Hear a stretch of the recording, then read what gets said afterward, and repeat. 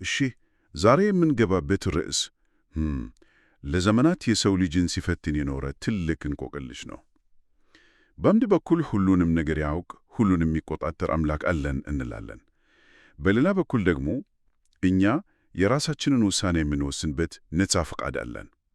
እስኪ በክንነት እናስበው። ሁለቱ እንዴት አብረው ሊሄዱ ይችላሉ?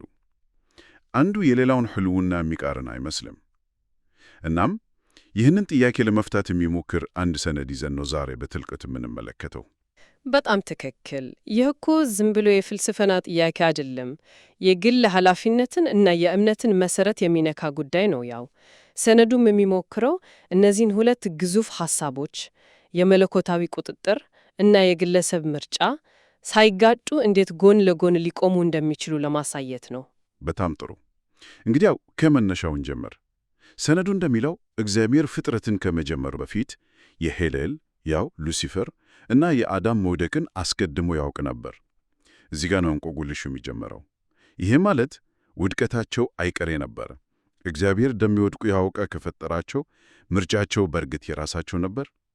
ወሳኙ ጥያቄ ይሄ ነው። ይህ እኮ ነው የሰነዱ ዋና መከራከሪያ ነጥብ። የሚለውም እግዚአብሔር አስቀድሞ ማወቁ ፎር ኖሌጅ የምንለው ድርጊቱን እንዲፈጸም አላደረገውም። ካዜሽን አይደለም። እነዚህ ሁለት የተለያዩ ነገሮች ናቸው። ቆይ እስኪ ይህንን ነጥብ በደንብ እንየው። አስቀድሞ ማወቅ ማስገደድ አይደለም። እስኪ ይህንን በቀላሉ ለመረዳት የሚያስችል ምሳሌ አለ። ምክንያቱም አሁንም ትንሽ ግራ ያጋባል። በእርግጥ እስኪ እንዲህ እናስበው። አንድ የእግር ኳስ ጨዋታ በቪዲዮ እየተመለከትን ነው እንበል። ጨዋታው ቀድሞ ተደርጎ አልቋል። ውጤቱ ይታወቃል። እኔ የትኛው ተጫዋች ወሳኛውን ጎል እንደሚያገባ አስቀድሜ ያውቃለሁ። ነገር ግን እኔ ማወቄ ያ ተጫዋች ጎሏን እንዲያስቆጥር አላደረገውም አይደል? ልክ ነው። እሱ በጨዋታውም ወቅት በራሱ ምርጫና ችሎታ ነው ያስቆጠረው። ሰነዱ የሚለው የእግዚአብሔር እውቀት ከዚህ ጋር ይመሳሰላል፣ ነገር ግን በማይመረመር ውስብስብነት። ስለዚህ ምርጫው ሙሉ በሙሉ የፍጡራኑ ነበር፣ የሄሌልም ሆነ የአዳም የግል ምርጫ። እሺ፣ ምሳሌው ሐሳቡን በጣም ግልጽ ያድርገዋል። ማወቅ ማስገደድ አይደለም። ነገር ግን አሁንም አንድ ጥያቄ አለኝ። እግዚአብሔር ሄሌል ወድቆ ይህን ያህል ስቃይ እንደሚያመጣ አስቀድሞ ካወቀ ለምን ሳይኑ ፈጠረው? እዚህ ላይ ነው እንግዲህ የመለኮታዊ ዕቅድ ሚና የሚገባው እና ይህ የሰነዱ ክፍል በእውነት አእምሮን የሚፈታተን ነው። ሰነዱ እንደሚለው እግዚአብሔር ይህንን አስቀድሞ የሚያውቀውን የፍጡራን ውድቀት ለላቀ የፍጥረት ዓላማው ተጠቅሞበታል። ለላቀ ዓላማ? አዎ። የፍጥረት ዋና ዓላማው ደግሞ የመስቀሉን ሥራ በታሪክ መድረክ ላይ ለማቆም ነበር። ቆይ፣ ይሄ እኮ በጣም አስደንጋጭ ሐሳብ ነው። ሰነዱ የሚለው ኃጢአት ባይኖር ኖሮ የመስቀሉ ፍቅር የሚገለጥበት መድረክ አይኖርም ነበር።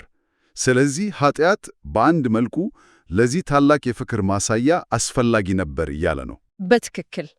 ቃላቱ ትንሽ የከበዱ ቢሆኑም ዋናው ሐሳብ ይሄ ነው።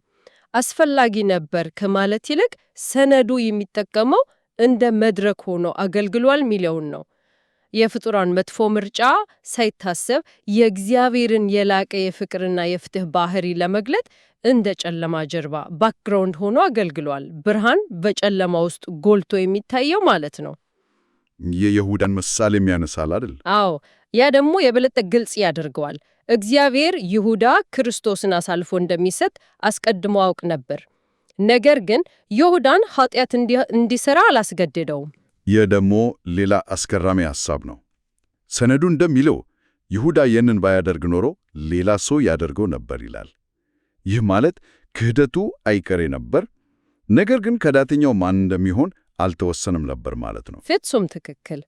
ሰነዱ የሚለው ይሁዳ ክህደቱን ባይፈጽም ኖሮ ያንን ድርጊት ለመፈጸም የሚመርጥ ሌላ ፍጡር በቦታው ይተካ ነበር። ምክንያቱም የመስቀሉ ሥራ መፈጸም ነበረበት። ስለዚህ ዋናው ነገር የፈጻሚው ማንነት ሳይሆን እግዚአብሔር የፍጡራንን ነፃ ምርጫ በሉዓላዊ ዕቅድ ውስጥ እንዴት እንደሚያካትተው ነው። እንግዲያው ከመጀመሪያው ክፍል ያዝነው ቁም ነገር የእግዚአብሔር አስቀድሞ ማወቅ የፍጡራንን ነፃ ፈቃድ አያስቀረውም። ይልቁንም ያንን ነፃ ምርጫ ለታላቅ ዓላማው ይጠቀምበታል። ይህ ደግሞ በቀጥታ ሰነዱ ያልተናቀቀ ነፃ ፈቃድ ብሎ ወደሚጠራው ጽንሰ ሐሳብ ይወስደናል። ይህ ምን ማለት ነው?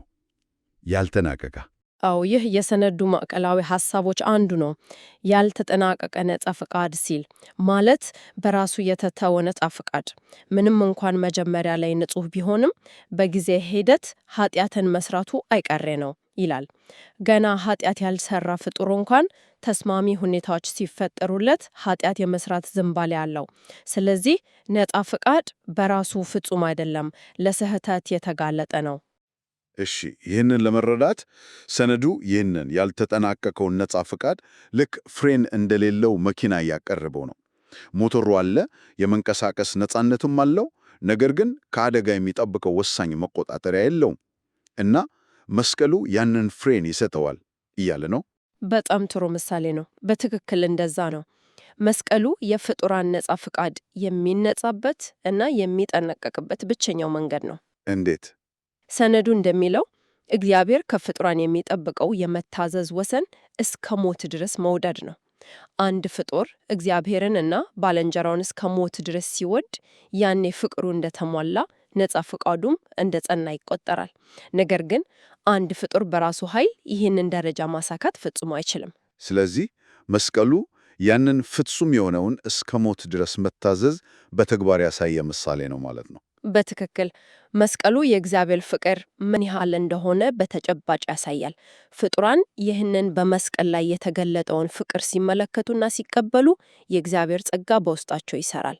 ያ ጸጋ ደግሞ እነሱ በራሳቸው ኃይል ሊያደርጉት የማይችሉትን ፍቅርና መታዘዝ እንዲኖራቸው ያስችላቸዋል። ስለዚህ ነጻ ፈቃድ የሚጠናቀቀው በፍጡሩ ጥረት ሳይሆን የመስቀሉን ፍቅርና ጸጋ በመቀበል ነው። አዎ ያ ፍሬን የሌለው መኪና አሁን መሪ እና መቆጣጠሪያ ያገኛል ማለት ነው። ይህ በጣም ግልጽ ነው። ነገር ግን ሌላ ጥያቄ ያስነሳ። መስቀሉ የእግዚአብሔርን ፍቅር ቢያሳይም እና ጸጋው ለሁሉም ቢሰጥም ሁሉም ፍጡራን ለምን አይቀበሉትም? የሄሌል የሰይጣን ጉዳይ ለዚህ ትልቅ ምሳሌ ነው። ጸጋው ተሰጥቶት ነበር፣ ግን አልተቀበለውም። ለምን? አዎ ሰነዱ ይህንን ጥያቄ በቀጥታ ይመልሳል። ጸጋን መቀበልም ሆነ አለመቀበል እንደገና የፍጡሩ የግል ምርጫ ነው። እግዚአብሔር ጸጋውን ይሰጣል፣ ነገር ግን እንዲቀበሉት አያስገድድም። የሄሌልን ምሳሌ በዝርዝር ስንመለከት ችግሩ የጀመረው እግዚአብሔር በጸጋ የሰጠውን ውበትና ጥበብ የራሱ እንደሆነ አድርጎ በማሰቡ ነው። ማለትም ስጦታውን ከሰጪው ለይቶ ማየት ጀመረ። ይሄ ውበት የኔ ነው፣ ይሄ ጥበብ ከራሴ የመነጨ ነው ብሎ ማሰብ ጀመረ። በትክክል በዚህም ትዕቢተኛ ሆነ። ጸጋውን የተቀበለው በትሕትና ለማገልገል ሳይሆን ከሌሎች ፍጡራን በላይ ራሱን ከፍ ለማድረግና የራሱን ምኞት ለማሳካት ነበር። በመሰረቱ የእግዚአብሔርን ጸጋ ተጠቅሞ እግዚአብሔርን ለመወዳደር ሞከረ። እሺ፣ ግን እዚህ ጋር አንድ ነገር ልጠየቅ። የፍጡር ምርጫ የሚወሰነው በአካባቢው ነው ወይስ በውስጣዊ ፍላጎቱ? ብዙ ሰዎች ሁኔታዎች ያስገድዶኝ ነው ይላሉ። ሄሌል በተሻለ አካባቢ ቢሆን ኖሮ የተለየ ምርጫ ያደርግ ነበር። በጣም ጥሩ ጥያቄ ነው። ሰነዱ በዚህ ጉዳይ ላይ ግልጽ አቋም አለው። እግዚአብሔር ለእያንዳንዱ ፍጡር ፍትሐዊ ሁኔታን ያመቻቻል ይላል። ፈተናዎችንም ሊቋቋሙት በሚችሉት መጠን ነው የሚፈቅደው። ስለዚህ አንድ ፍጡር በአካባቢዬ ምክንያት ነው የወደቅኩት ብሎ መከራከር አይችልም። የመጨረሻው ምርጫ የሚመነጨው ከፍጡሩ ውስጣዊ ፍላጎትና ፈቃድ ነው። ይህ በጣም ከባድ ፍርድ ነው። ስለዚህ ዋናው ጉዳይ መስቀል ከመሰራቱ በፊት ኃጢአት መስራት ወይም በኋላ መስራት ሳይሆን በየትኛውም ዘመን ቢሆን የእግዚአብሔርን ጸጋ ለመቀበል ፈቃደኛ መሆን ወይም አለመሆን ነው እያለ ነው። ፍጹም ቁልፉን ነገር ያ ነው፣ ጸጋን መቀበል ወይም አለመቀበል። ዋናው ጥያቄ የቀረበልህን የፍቅርና የምህረት እጅ ትቀበላለህ ወይስ አትቀበል የሚለው ነው። በጣም አስገራሚ ትንታኔ ነው። እሺ፣ እስኪ እነዚህን ሁሉ የተበታተኑ የሚመስሉ ሐሳቦች አንድ ላይ ለመሰብሰብ እንሞክር። እስካሁን ያየናቸውን ዋና ዋና ነጥቦች ጠቅልል ብናደርጋቸው፣ በዚህ ሰነድ እይታ ነጻ ፈቃድ እውነት ነው፣ ነገር ግን ያልተሟላና ለውድቀት የተጋለጠ ነው። እግዚአብሔር ደግሞ ይህን አስቀድሞ በማወቅ የሚፈጸመውን ኃጢአት እንደ መድረክ ተጠቅሞ በመስቀል በኩል የድነት ዕቅድ አዘጋጀ። ልክ ነው?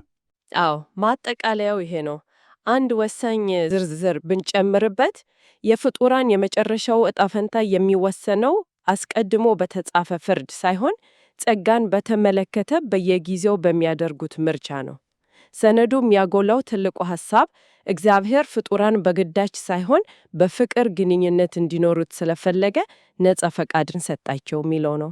ምክንያቱም ያለ ምርጫ እውነተኛ ፍቅር ሊኖር አይችልም። ልክ ነው። ሮቦት እወድሃለሁ እንዲል ፕሮግራም ልታደርገው ትችላለህ፣ ግን ያ እውነተኛ ፍቅር አይደለም።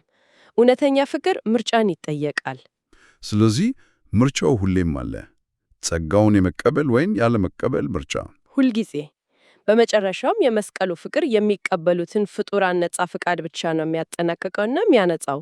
ሰይጣን ግን ይህንን ፍቅር ለመቀበል አይፈልግም። ይልቁንም ያንን ፍቅር በመስቀል ላይ ሰቀለው። ስለዚህ ነጻ ፍቃዱ በጥላቻና በትዕቢት እስር ቤት ውስጥ እንደታሰረ ይቀራል። ውይይታችንን ከመዝጋታችን በፊት ሰነዱ አንድ በጣም አስገራሚና አእምሮን የሚፈታተን የመጨረሻ ሐሳብ ያነሳል። እግዚአብሔር እኛ ከመፈጠራችን በፊት ሁሉንም ምርጫዎቻችንን ጥሩንም መጥፎንም በመጽሐፍ ላይ አስፍሮታል ይላል። በተመሳሳይ ጊዜ ደግሞ ምርጫዎቻችን ሙሉ በሙሉ የራሳችን እንደሆኑ ይናገራል። እዚህ ጋ ነው በእውነት ጭንቅላት የሚቆመው። አዎ፣ ይህ የውይይታችን ጫፍ ነው። በሰው አእምሮ ለመረዳት ከባድ የሆነው ታላቁ ፓራዶክስ፣ በአንድ በኩል ፍጹም የሆነ አስቀድሞ ማወቅ እና መጻፍ፣ በሌላ በኩል ደግሞ ፍጹም የሆነ ነጻ ምርጫ። ሰነዱ ሁለቱም እውነት እንደሆኑ ነው የሚናገረው። ለመሆኑ አንድ ምርጫ እንዴት አስቀድሞ ሙሉ በሙሉ ሊታወቅና በመጽሐፍ ሊጻፍ ይችላል? በዚያው ቅጽበት ደግሞ ሙሉ በሙሉ ነፃና ያልተገደደ ሊሆን ይችላል? ይህ ስለ ጊዜ ምንነት፣ ስለ ዕውቀት ምንነት፣ ስለ መለኮታዊ ተፈጥሮ ምን ይጠቆመናል? ይህ አድማጮች በራሳቸው እንዲያስቡበት የምንተው ጥያቄ ይመስለኛል።